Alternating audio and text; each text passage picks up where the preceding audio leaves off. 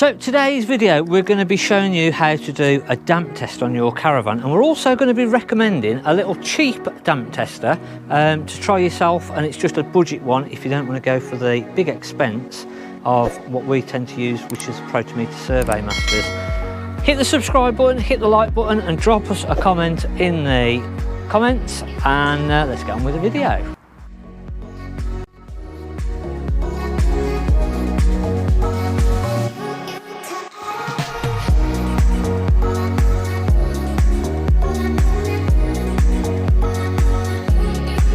So today we're going to run through doing a damp test, showing you how to do a damp test, and then giving you a cheaper alternative than sort of the Survey Master or the Protimeter damp meters that we tend to use. If you have a look in the description at the bottom, we'll put a little link into the X-Tech, I think it's the, try and find the model number. So it's the X-Tech MO55 combination pin and pinless moisture meter. Now, these aren't going to be as accurate as the Protimeter, but it's going to give you a fairly good idea. We have tested these previously when we used to do the caravan and motorhome shows with Jason and Shane from We Burn Your Motor Caravan and the Motorhome Man Jason. So they're a good little cheap alternative, but whether you're using a non-invasive, a pin type meter, I'm going to show you both ways to actually do the damp check and where you should be checking. So we tend to use the Survey Protimeter because these are proper calibrated, and we can have these checked every 12 months, and we can also test them ourselves to make sure that they're still in calibration and it's giving us correct readings. We basically are going to go around all of the apertures on the caravan, so whether it's a window, whether it's the awning rail, whether it's a battery box, along the bottom seal, along the roof lights, anywhere that could basically potentially leak. The other thing to just double check as well is when the caravans have got two side panels, so you've got, if you have a look on the outside, we'll have a quick look out there. When you've got two panels that overlap like these can actually leak as well. So we're going to want to test in that area just to make sure that we've got no leaks on that sort of line either side as well. Now with the little X-Tech that we'd said, as I say, that has the non-invasive, so you can use it very similar to this one. So basically with a non-invasive, we're going to use our back section. If we get a reading on our back section, we'll then move over to the pins. We'll swap the function to the pins, and then we'll double check the reading with our pins. The reason that we do it that way round is that if we use the non-invasive to go over all of our areas, we can do it pretty quickly, but we can also not do any damage. So if we find an area that we've got a reading, we can then go back in with our prongs and double check it, whereas if we'd found a reading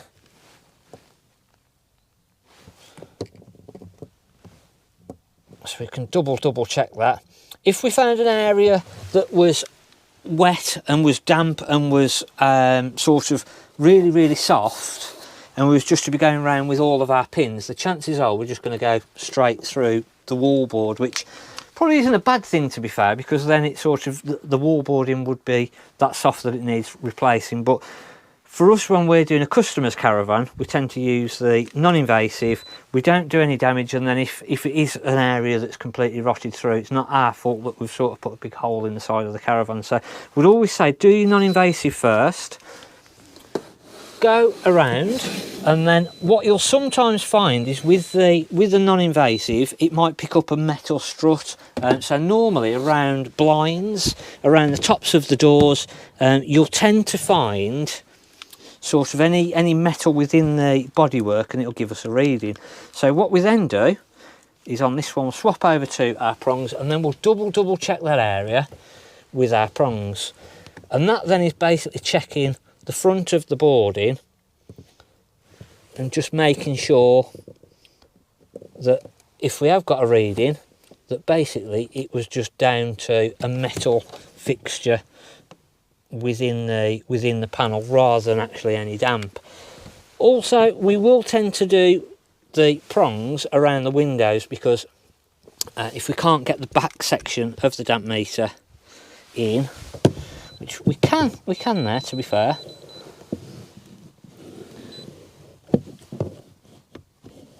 but again we can't always sort of get right in, so again we'll just double check because we've got a slight reading there with the back, so we'll double check that with our prongs, and again we know then that is all okay, and it's just some sort of fixing that we've got around the window. But areas like, double check that again, you've got to make sure that you don't touch the actual window rubber, because if you're touching the window rubber that's going to give you a false reading. But then areas like here in between the two windows, we can't actually get our damp meter, so if you've got the extension cable you can get into all the little areas then and double check that. So it's just literally going around now checking all of our little points and just making sure that we've got no readings. We can swap back over to the non-invasive then.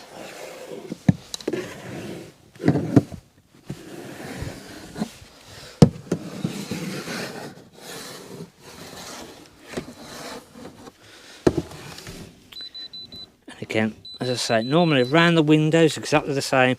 Where the blinds fix in, we can get a little reading.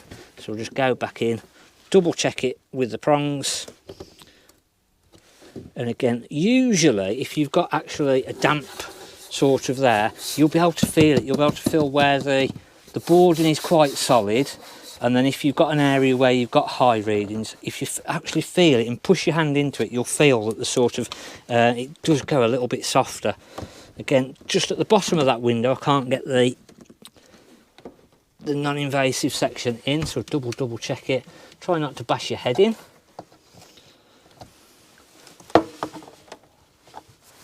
Again, I could probably get my non-invasive in the top section there, but I've got the prongs now, and I'm fairly confident because this has already been damp checked. And what we'll be doing here on the side, where the side and the roof meet, so we'll damp check up into the roof and we'll also damp check into the sideboard. So we're going to cover both areas there then, and as I say, all around the roof lights. Again, we can get our non-invasive in there and just double check all of our areas. And again then we'd take all of our seats up, just double check all of our low levels in the cupboards. So again we want to check the floor, so you'll be checking the floor and then the actual side panel as well. And then where I've mentioned previously where we've got our join on the outside, so again we'll be doing exactly the same. So we'll be sort of just scanning that area there, and you can actually see that where that join is, we've got a wooden batten there, and we can actually pick the wooden batten up on the non-invasive, and then the rest of it's foam. So again we can just scan through that area. Around the kitchen window again we can do the sides, and then we'll just swap over to our prongs. Again, another good area is the bathroom floor, so around the toilet. Again, sometimes it can be that if somebody's been weeing on the floor, I'll double check that I hit the rubber. If someone's been weeing on the floor, you can get sometimes a bit of a reading on the floor as well. So it's then just trying to decipher whether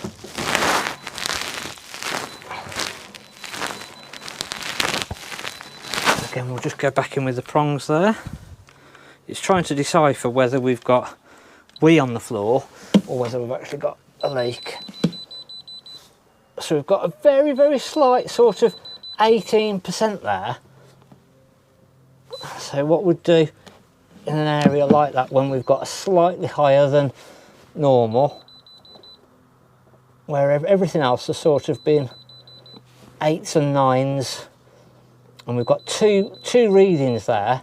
So we've picked up a reading off of our non-invasive, and we've picked up a reading off of the prongs. Even though it's not a very big reading, it's worth then just going outside, double checking all that area and trying to see whether it's something sealant. Does it look like the sealant's coming out of there? Have we got a gap? Is there any damage there? And especially when we've got readings like that, it's better just, even if you put a sealant over that section, so you sort of clean it all out up above on the rail, put some sealant in there and then give it a double check in about 3 months time. If you've got readings like that, it's worth putting a little pad, little diagram of the caravan and just marking down anything if you've got any readings, and then you can go back to it a couple of weeks later, a month later, double check the same sort of area, and that will then just sort of, if you have got any issues, you can sort of keep an eye on it. If it's just then that the readings go down, you know that it was just down to conditions. If obviously the readings carry on climbing up, then you know that there's definitely an issue. So something like that there, where we've got sort of 18%, we'll just give it a good visual check on the outside, make sure that there's no signs of anything, and then probably in a week, if we've had a load of rain, we'll just double check that area again and just make sure that it's nothing that's going to cause any issues.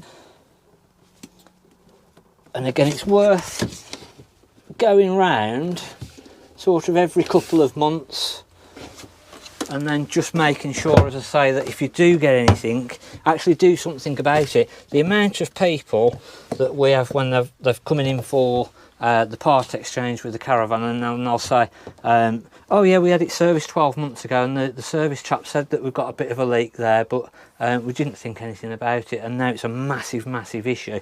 So it's worth any readings whatsoever. Have a good look on the outside. If you sort of think, well, actually, I'll just put some sealant over there just so I feel better.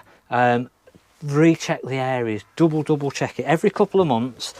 If there is anything then that starts to crop up, it's a lot easier to fix it rather than waiting for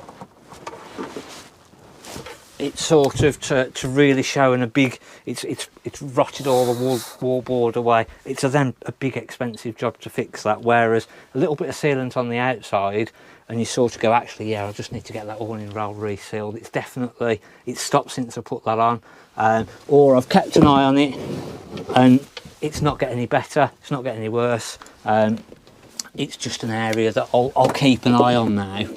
The prongs will tend to pick up condensation and moisture, whereas the back is going to read actually through the panel. I'll show you on the back section.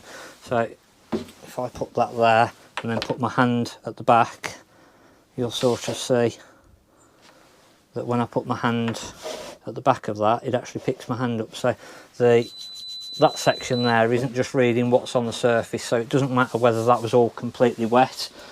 No water in there.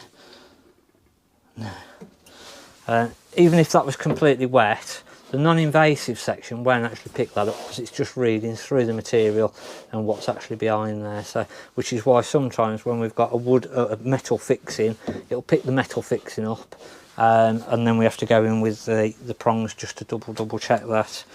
But very much worth getting yourself a damp meter, to be fair, for the money that you'll sort of spend on one.